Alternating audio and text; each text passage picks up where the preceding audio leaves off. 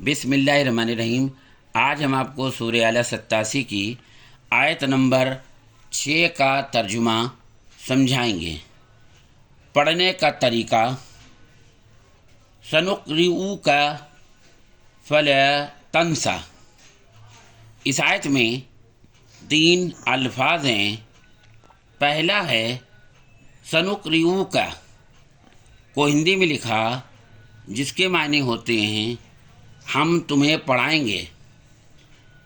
دوسرا الفاظ ہے فلا، فلا کو ہندی میں لکھا جس کے معنی پھر نہ۔ تیسرا الفاظ ہے تنسیٰ، تنسیٰ کے معنی ہوتے ہیں تم بھولو گے۔ ترجمہ: ہم تمہیں پڑھائیں گے پھر تم نہ بھولو گے۔ آیت نمبر 7۔ آیت نمبر 7 پڑھنے کا طریقہ: الا ما شاء اللہ انہ یعلم الظاہر وما یخفی۔ اس آیت میں 8 الفاظ ہیں۔ پہلا الا، الا کے معنی ہوتے ہیں مگر۔ دوسرا الفاظ ہے ما، ما کے معنی ہوتے ہیں جو۔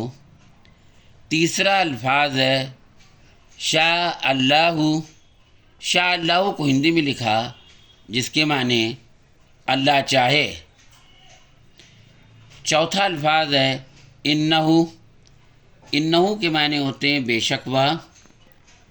پانچواں الفاظ ہے یعلم، یعلم کو ہندی میں لکھا جس کے معنی جانتا ہے۔ چھٹا الفاظ ہے الجہری جس کے معنی ہوتے ہیں ہر کھلے۔ ساتواں الفاظ ہے وما، وما کے معنی ہوتے ہیں اور جو۔ آٹھواں الفاظ ہے یخفی، یخفی کے معنی ہوتے ہیں چھپے کو۔ ترجمہ: مگر جو اللہ چاہے بے شک وہ جانتا ہے ہر کھلے اور چھپے کو۔ آیت نمبر 8۔ آیت نمبر 8 پڑھنے کا طریقہ: وَنُيَسِّرُكَ لِلْيُسْرَىٰ۔ اس آیت میں 2 الفاظ ہیں۔ پہلا وَنُيَسِّرُكَ جس کے معنی ہوتے ہیں اور ہم آپ کو آسانی دیں گے۔ دوسرا الفاظ ہے لِلْيُسْرَىٰ، لِلْيُسْرَىٰ کے معنی ہوتے ہیں آسان طریقے کی۔ ترجمہ: اور ہم آپ کو آسانی دیں گے آسان طریقے کی۔ آیت نمبر 9 پڑھنے کا طریقہ: فذکر ان نفعت الذکریٰ۔ اس آیت میں 4 الفاظ ہیں۔ پہلا فذکر، فذکر کے معنی ہوتے ہیں تم نصیحت کیے جاؤ۔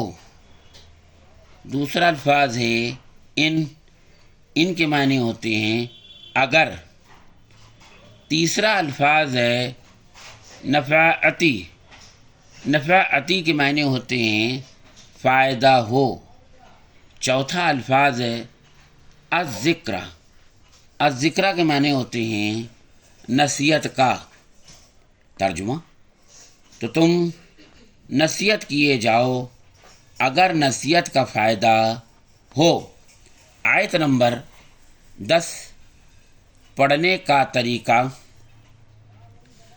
سیذکر من یخشی۔ اس آیت میں 3 الفاظ ہیں۔